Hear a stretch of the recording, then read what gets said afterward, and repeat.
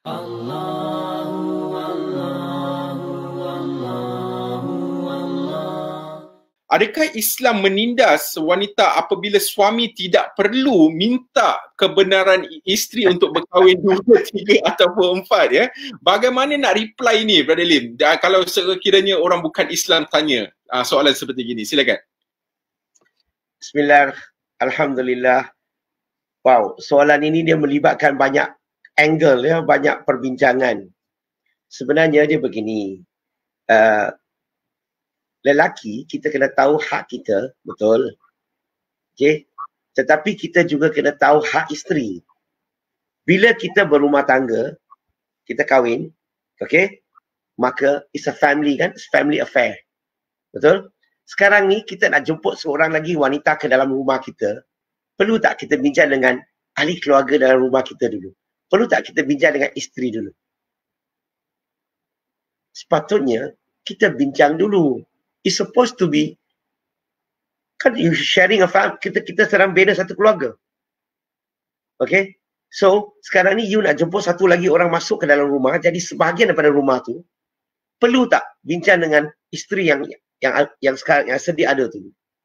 So, bagi saya, kalau tanya pandangan saya kurang setuju kalau sesiapa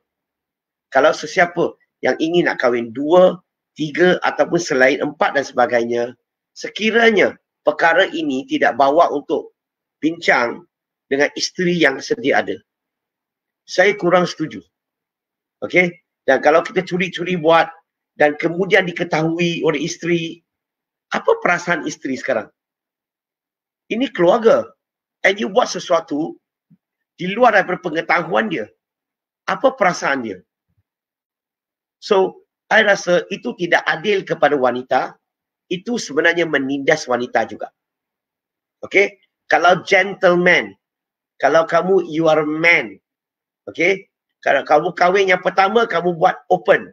Kenapa kahwin yang kedua tak berani nak bincang? Okay? So, bagi saya, melainkan ada sebab-sebab yang tertentu yang tak boleh dielakkan, itu lain cerita.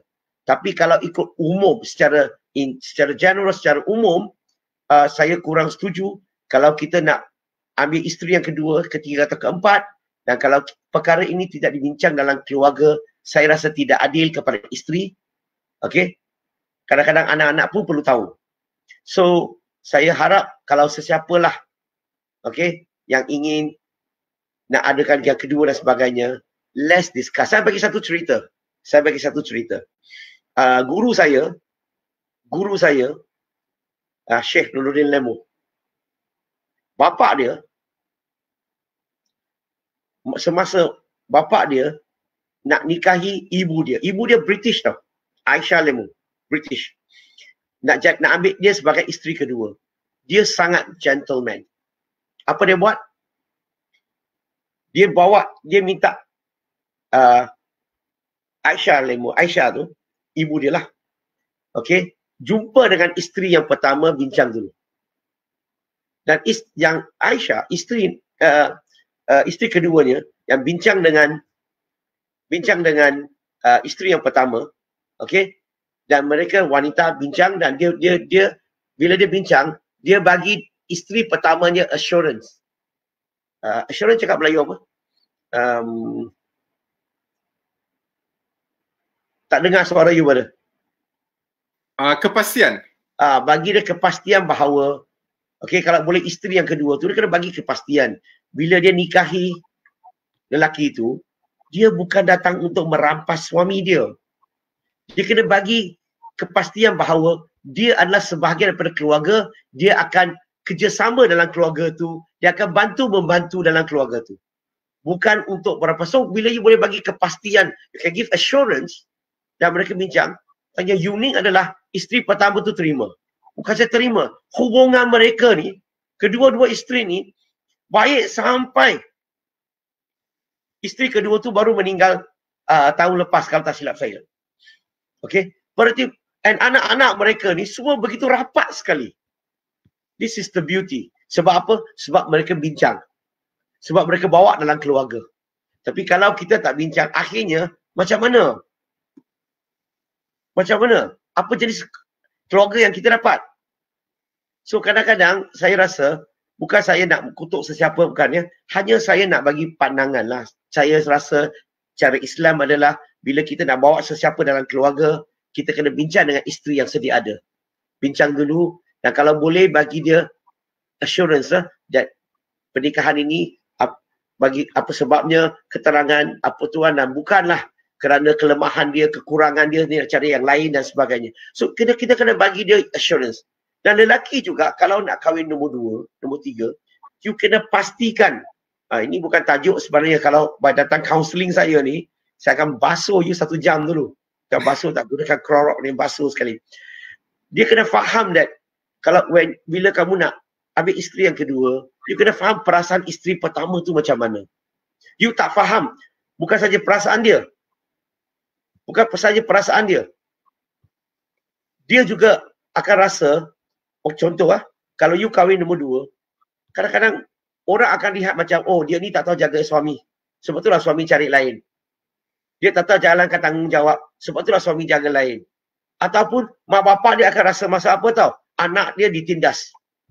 So macam-macam. Sebab tu kalau kita buat dengan cara yang baik, cara yang betul, cara yang harmoni, saya rasa kita dapat mengatasi masalah itu. So Arif, maaf saya tak boleh go on lagi, boleh terangkan lagi, tapi mungkin kita punya masa terhad untuk perbincang, bukan bincang detail, saya bagi sedikit pandangan saya lah. Wallahu alam, wallahu alam. Baik, terima kasih Brother Lim atas penjelasan tadi. Alhamdulillah, saya rasa itu adalah poin yang sangat baik ya, di mana kita tu haruslah juga menjaga sensitiviti isteri kita. Sebab apa tu, macam satu poin yang sangat menarik ialah bila Brother Lim kata tu, kenapa bila kita nak kahwin yang first tu kita berani, kita buat secara public. Tetapi kenapa second kita nak secara tersembunyi? Jadi saya rasa itu sebenarnya menjawab most of it. Sebagai seorang yang boleh berfikir, dia haruslah juga mengetahui bahawa perasaan isteri itulah, kita tak nak menyinggung perasaan isteri yang pertama juga kan. Jadi alhamdulillah lah, satu penjelasan yang baik. Brother, kita ada lagi lebih kurang 5 minit sekarang. Kita maaf, kita dah terlebih masa sebenarnya ni sebab kita mula agak lewat tadi. Jadi saya nak minta Brother Lim mungkin boleh buat sedikit kesimpulan daripada tajuk hari ini. Apakah sedikit nasihat yang Brother Lim boleh bagi kepada kita sebab kepada mereka yang sedang menonton ni, bagaimana kita boleh melindungi hak wanita dalam Islam? Okey, terima kasih Brother Fadli, 5 minit ya. Okey. Yep. Saya tambah sedikit tadi. Tadi saya sebut tadi sebelum kedatangan Nabi Muhammad SAW wanita ditindas. Selepas kedatangan Nabi Muhammad SAW, Islam sebenarnya mengangkat kedudukan wanita. Okey? Mengangkat kedudukan wanita sama dengan lelaki. Maka Islam mula bagi hak kepada wanita. Padahal tamadun-tamadun dulu, mereka masih lagi anggap wanita ni subhuman. Mereka masih anggap wanita ni tak ada hak. Wanita ni tak ada roh dan sebagainya. Islam telah memberi apa? Hak kerohanian kepada wanita. Sama dengan lelaki. Tak ada masa nak kupas. Islam telah beri hak kepada wanita. Hak ekonomi. Hak pendidikan. Hak perundangan. Hak sosial. Hak politik dan sebagainya. Islam memberi macam-macam hak sama dengan lelaki. Bayangkan. Islam memberi hak. So, nasihat saya kepada muslimin muslimat, kadang-kadang budaya kita ni melebihi agama Islam. So kita kena jaga-jagalah. Sepatutnya bila kita nikahi wanita tu, kita jaga, didik, bimbing. Kita sepatutnya kena provide pun. Menyediakan makanan untuk mereka sepatutnya. Tapi ramai orang ingat kahwin isteri tu kerja dia mesti masak. Siapa kata? Hak suami untuk menyediakan makanan untuk anak bini. It's our responsibility. Tapi kalau isteri nak bantu, alhamdulillah. Tapi tanggungjawab kita. Kalau isteri tak sempat, kita kena cari orang untuk menyediakan makanan. So point di sini adalah kita kena pastikan, okay, sebab orang yang dengar tu saya tak tahu apa bangsa dan sebagainya. Kita kena pastikan dia punya formula kena ikut Al-Quran dan Sunnah Nabi Muhammad SAW. Apa-apa budaya yang kita ada daripada bangsa kita yang bercanggah dengan Al-Quran dan Sunnah, kita kena ketepikan. Sebab budaya kita tak boleh override Al-Quran dan sunnah Nabi Muhammad SAW. Dan Alhamdulillah, setakat ini, saya lihat di Malaysia ni amat terkawal. Sebab apa? Kalau ada berlaku penindasan, kita boleh buat police report, kita boleh bawa ke Jabatan Agama, kita boleh bawa ke Mahkamah Syariah, kita boleh jumpa kadi untuk counselling dan sebagainya. Dan kita ada mufti kita ada Malaysia, ada ramai mufti yang boleh bagi nasihat. Dan kita juga mempunyai ramai ulama-ulama di Malaysia. So Alhamdulillah di Malaysia ni setakat ini penindasan wanita ni amat minimum. Yang ada ni adalah orang Islam yang jahil. Okey?